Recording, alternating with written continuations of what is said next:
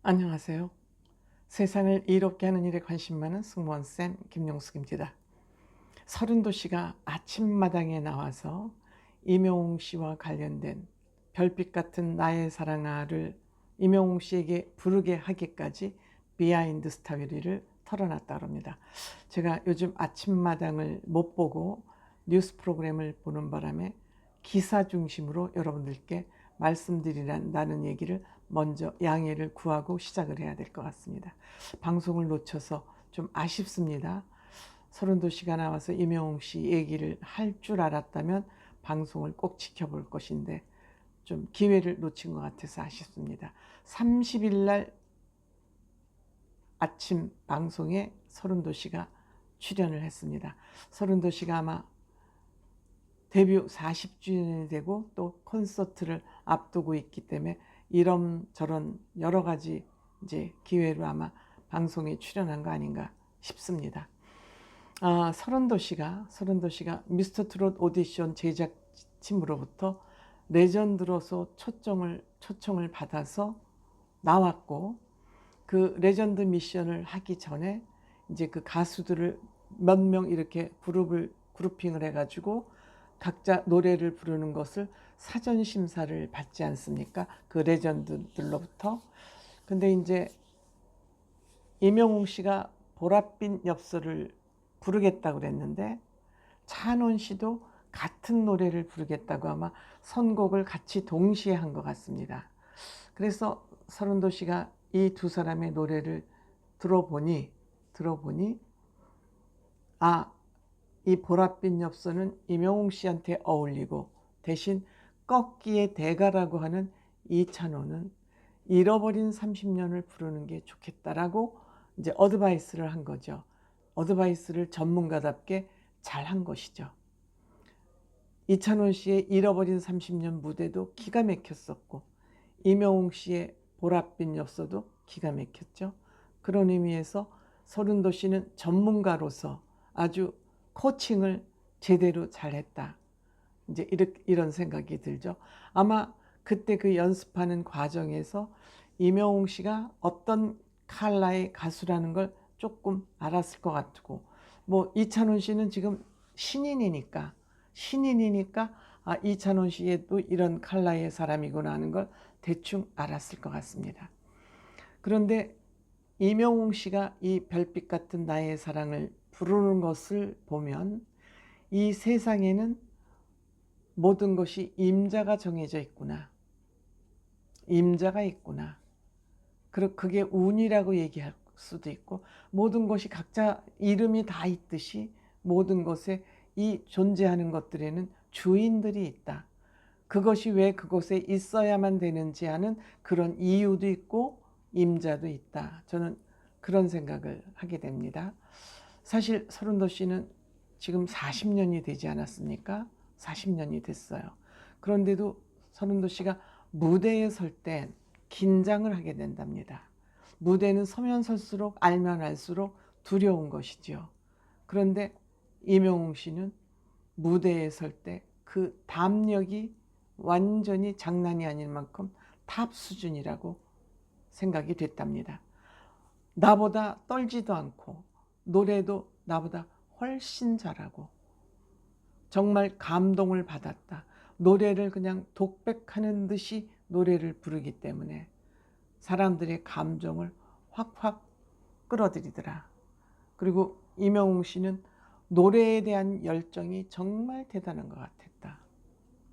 노래에 대한 열정이 대단하기 때문에 그때 또 감동을 더 받았다. 이렇게 생각을 했답니다. 그래서 그 임영웅 씨의 열정이라는 건 열심히 한다는 얘기죠. 근면하다는 얘기죠. 신정훈 대표 말 맞다나 건실하다는 얘기죠. 건실하다는 얘기죠. 그래서 임영웅 씨에게 뭐 곡을 하나 줘야 되겠다. 참 이쁜 후배다. 곡을 하나 줘야 되겠다고 생각을 하고 그때부터 임영웅 씨의 보랏빛 엽서를 부르고 오는 모습을 보면서 고민을 많이 했겠죠. 연구를 많이 했겠죠. 그리고 또 임영웅이라는 가수가 탑 진으로 뽑히고 나서 대한민국의 이명웅으로 자리 잡았기 때문에 어떻게 해야지 이명웅 씨한테 잘 맞는 노래를 부를까 하고 엄청 고민을 했겠죠. 당연히 했겠죠. 근데 곡을 주고 싶어도 곡을 줄 수가 없죠. 왜? 소속사에서 요청을 하면 그 곡을 줄 수 있지만 소속사의 요청이 없는 한 마음대로 쿡쿡 찔러서 곡을 줄 수는 없죠. 방송사에 TV조선에 전속이 되어 있기 때문에 그랬죠. 그래서 이제 프로그램 그냥 시간을 이렇게 보내고 있는 거죠. 근데 이제 마침 뽕숭아 학당에 본인이 초청이 돼서 출연을 하게 되니까 곡을 주려면 공식적으로 곡을 주려면 그 프로그램에서 노래를 부르게 해서 그 노래를 부른 사람한테 1등을 하면 그 곡을 주겠다. 그래서 이 모든 사람들, 그때는 뽕숭아 학당 4명이었죠. 4명이었나? 김희재 씨가 조인이 됐었나 안 됐었나 모르겠습니다. 어쨌든 악보를 다 줬답니다. 별빛 같은 나의 사랑아를 다 악보를 주고 부르게 했다 그럽니다. 그런데 이명웅 씨가 1등을 못한 거죠. 그래서 뭐 이걸 어떻게 하나 하고 이제 고민을 많이 했겠죠. 그때 1등은 영탁 씨였습니다. 근데 이 별빛 같은 나의 사랑하는 여러분들 멜로디나 곡으로 봐서 영탁 씨보다는 이명웅 씨한테 잘 맞을 것 같아서 근데 이명웅 씨한테 주려고 뭐 작정하고 만든 노래인데 어쨌든 공정성을 기하기 위해서 그리고 소속사가 있기 때문에 그 소속사가 뽕숭아 학당이고 TV조선에서 프로그램을 진행을 하니까 거기서 공식적으로 1등을 한 사람에게 곡을 주는 건 무리가 없으니까 그렇게 해서 진행을 했는데 영탁 씨가 노래를 워낙 잘하니까 1등을 하는 바람에 이걸 어떻게 해야 되나 그러고 고민을 많이 했겠죠. 그래서 아마 끝나고 나서 뒤로 협상을 했겠죠. 이 노래 네가 1등을 했지만 영웅 씨가 하는 게 어떠냐 이렇게 이제 협상을 했더니 영웅 씨가 뭐 괜찮다 그렇게 하라 그리고 조용히 부탁을 했더니 흔쾌히 영탁 씨가 오케이를 하는 바람에 영웅 씨한테 이 노래를 주고 너는 다른 노래를 내가 주겠다. 물론 그런 다른 노래가 갔는지 안 갔는지는 모르죠. 갔으면 지금 뭐 언론에 보도가 됐을 텐데 아직 안 갔나 보죠. 그리고 이제 영웅 씨한테 그 곡을 주긴 줬는데 강간무소식 연락이 없었다는 거예요. 6개월이 지났는데도 그 곡을 받아가고 가타부타 말이 없었다는 거예요. 가타부타. 그때 아마 가타부타 말이 없었던 것은 아마 TV조선에 소속이 되어 있기 때문에 그때 부르기에는 조금 영웅 씨가 조금 주춤주춤한 것 같아요. 왜?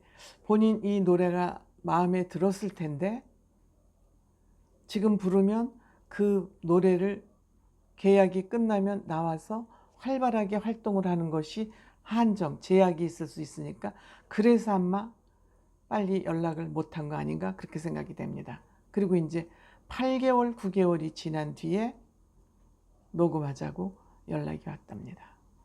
얼마나 많은 고민과 생각을 했을까요? 그리고 나서 이제 이 곡이 이명웅 씨 일생일대의 최고의 명곡으로 남게 된 거 아닌가 이렇게 생각이 됩니다. 그 보면은 노래라는 것은 임자가 있고 시기와 때가 있다. 영탁 씨한테 갈 노래가 그냥 영웅 씨한테 가고 또 보랏빛 엽서도 찬원 씨도 부를 뻔하고 이명웅 씨도 부를 뻔하고 이런 것을 보면 참 우연이라는 것은 무섭다 하는 생각을 하게 됩니다. 고맙습니다.